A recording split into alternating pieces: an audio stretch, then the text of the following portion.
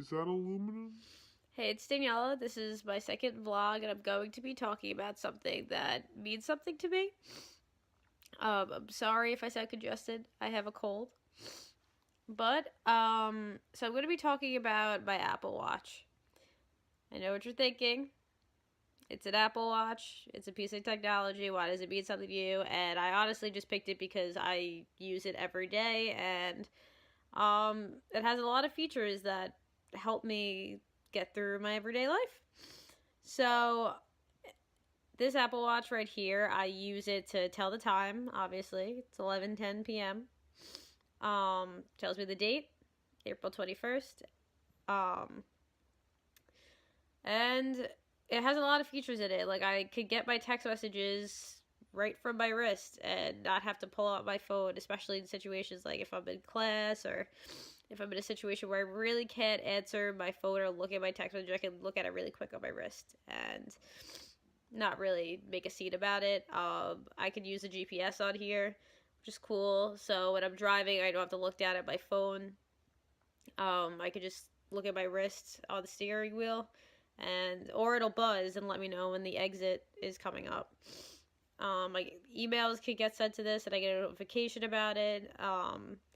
Also, it could track my workouts, which is pretty cool. So I know how many calories I burned, how many steps I took today, how long I worked out for.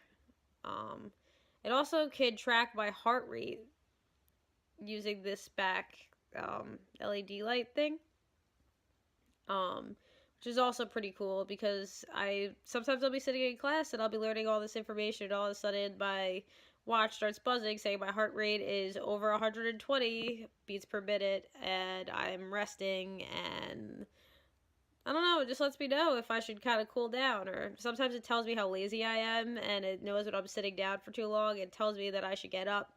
And that sometimes happens when I'm taking a nap. And you know what? I thoroughly enjoy my bed, so sometimes I don't like when it does that. It's also waterproof, so if I want to go for a swim and track my workout there, or accidentally casually walk into the shower with my watch, I don't have to worry about it breaking. Funny story, I accidentally put it in the washing machine the other day, couldn't find it anywhere, and it came out, and it's still working. It's a little banged up, but it's still working.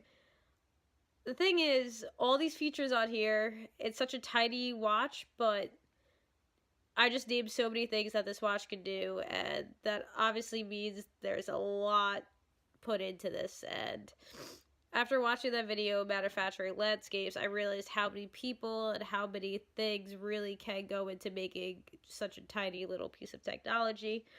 But obviously, anything that's man-made comes from natural things.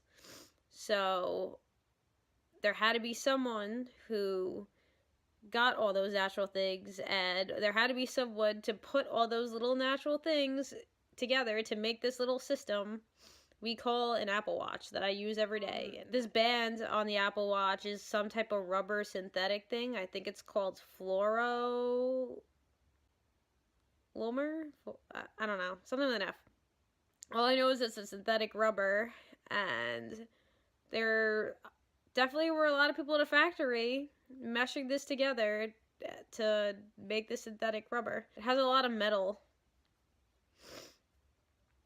definitely put into this, and metal obviously comes from the earth, so there had to be someone who mined that metal and got that metal from the earth, and then also melted it together to put this together. Because it's a piece of technology and there's lights and there's metal in this, there's obviously some type of an electrical system that had to be put together to make this work, along with a piece of glass to make that screen. So not only did all these parts to put this together need to be taken from the earth, but there also needed to be a bunch of people in like a factory or something to put this all together. So this one little watch that could do a bunch of little things in seconds probably took years for all the parts to be collected and recycled. And once they finally got extracted from the earth, they had to be made into separate little tiny parts by people and humans and machines to get that tiny little part, such as maybe this like tiny piece of glass, these LED lights over here, maybe this glass that the lights had to go through, it took years for that little light bulb and these little light bulbs to be made.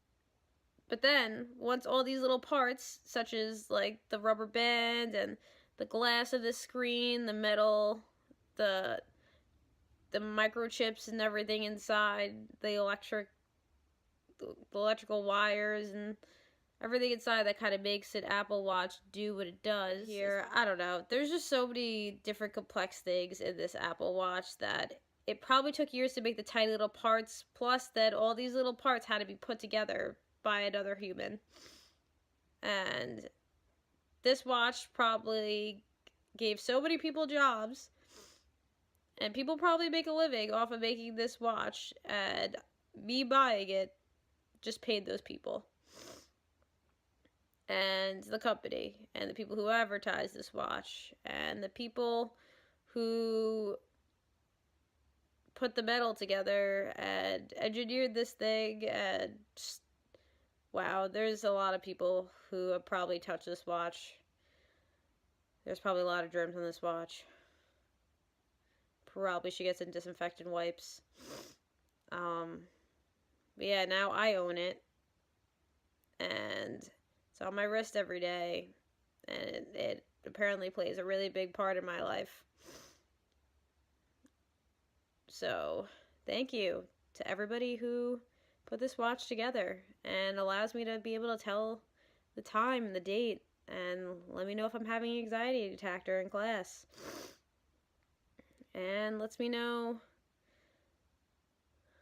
just, yeah, how lazy I am. So, thank you, Apple. Thank you. Thanks to all the factories who made this. All the people who are sweating outside to mine and get the materials to make this watch.